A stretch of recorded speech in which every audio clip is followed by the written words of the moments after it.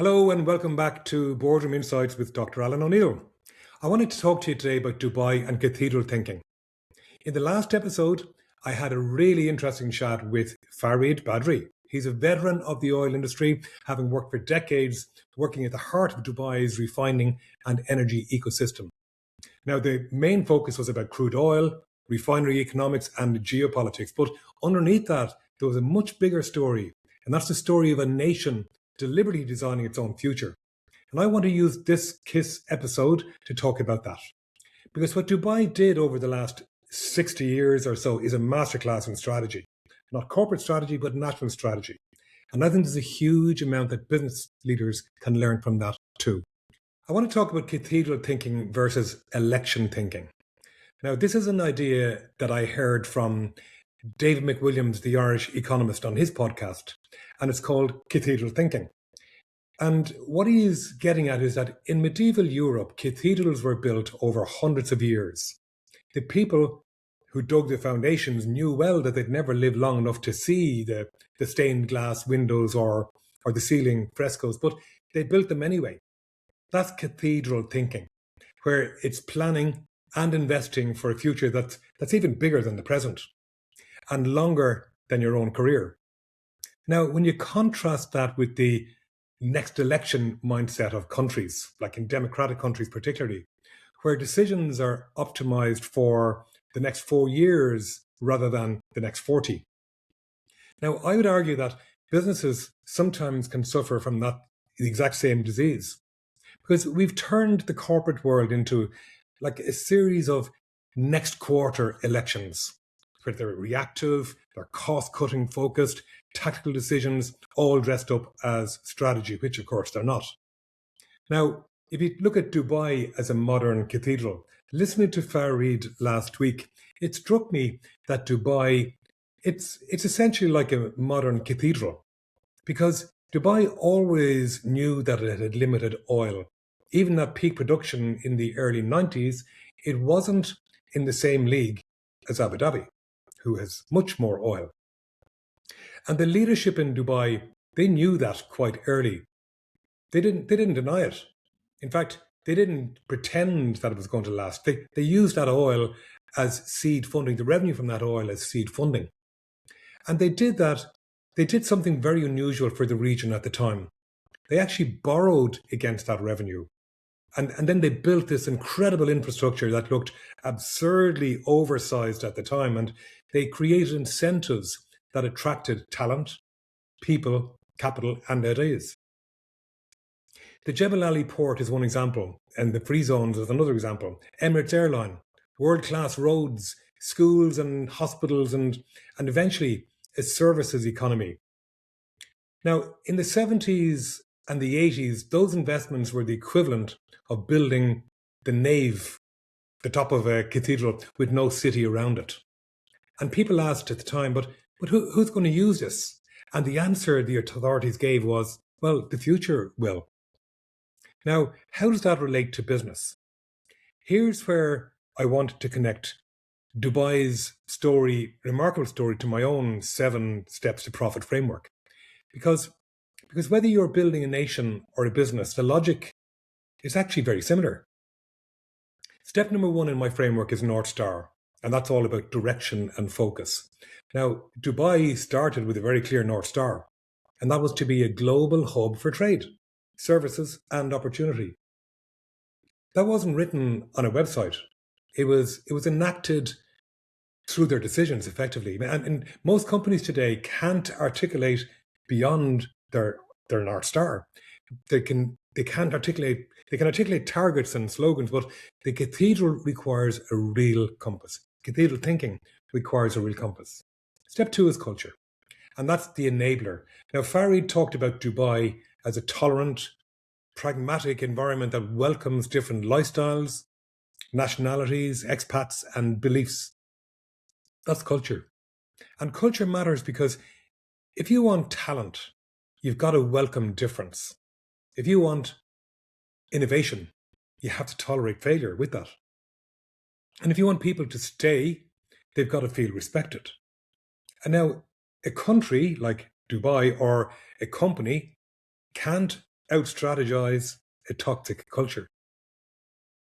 Step number 3 is strategy, and they're about the choices you make. Because strategy is fundamentally about choice. Dubai made a huge choice not to become a petrol state. And that was a deliberate, strategic, deliberate choice. Strategy is about saying no sometimes as much as saying yes. Because in business, many organizations avoid choice. They try to be everything to everyone and end up being nothing to anyone. My step 4 in my 7 steps is people, and that's all about capability. It strikes me that Dubai understood very early from the beginning that people are the real engine, not resources, which were drying up anyway. They designed immigration, education, employment policies to attract talent, expats, that didn't exist locally. And that's the exact opposite of the closed door models that many nations adopt. In companies, though, the same question arises. Do we have the people to deliver the strategy, or do we need to attract them? Because most strategies fail here, not for the lack of ambition, but actually for the lack of capability. Step 5 in my model is customer, in other words, the market. And it strikes me that Dubai defined its customer far more broadly than most countries do. The customer wasn't just the citizen, it was the business owner, the tourist, the expat family, the investor, and the innovator, the entrepreneur. Again, that's choice. And then they asked the most important customer-centric question of all. What do these customers value? The answer, in plain terms, was things like simplicity, opportunity, ease of business, respect, regardless of where you're from, and no tax surprises. And that's customer insight at a national scale. Step number 6 is proposition, and that's effectively what we offer in our companies. And for Dubai, it was the free zones, Emirates airline, Dubai duty free, the airport, infrastructure, environment. That is proposition design. And if you look at Dubai through the lens of business design, the proposition is very tight indeed. And unlike many companies, it isn't a mystery to the market. Step number 7 is execution in my model. And this is effectively the machinery that drives the bus, gets it going. And what impressed me most in Farid's conversation was the sheer bias for execution that Dubai has. Roads got built, ports expanded, airports got doubled, duty-free stores got built. Things get done long before the demand catches up. So they're ready for it when it comes. That's pure execution muscle, you could say. And in most companies, execution is where the strategy goes to die, unfortunately. Now, step number 8 in my model is impacts and metrics. So the impact of the 7 steps to profit, and for that's scoreboard. Finally, nobody in Dubai is measuring success purely by GDP anymore. They track population growth, business formation, tourism numbers, aircraft movements, foreign investment, education rankings, and ease of doing business indices. They're leading indicators or inputs before you get to the outputs. And if you've followed my work on the 7 steps to profit and the 7+ index, you'll know that I'm a big fan of leading indicators, the enablers effectively. Revenue and profit tell you what happened after the game has been played, but leading indicators tell you what will happen. So look, here's my takeaway from Farid's conversation. Nations and companies, they don't fail because they lack intelligence or resources. They're very similar. They fail because they operate on the wrong time horizon. Dubai chose cathedral thinking instead of election thinking like you see in democracies. The question for you and your company is whether you lead a team or a function or a business. It's very simple. What cathedral are you building? That's it from me for now, and I look forward to seeing you on the next podcast. Take care. You know your business has more to give. Your people are talented. The intent is there, but something is not quite clicking. That's where we come in. I'm Alan O'Neill, founder of Cara, and I've spent 30 years helping organizations unlock their full potential, not by working harder, but by working smarter, using our 7 Steps to Profit framework.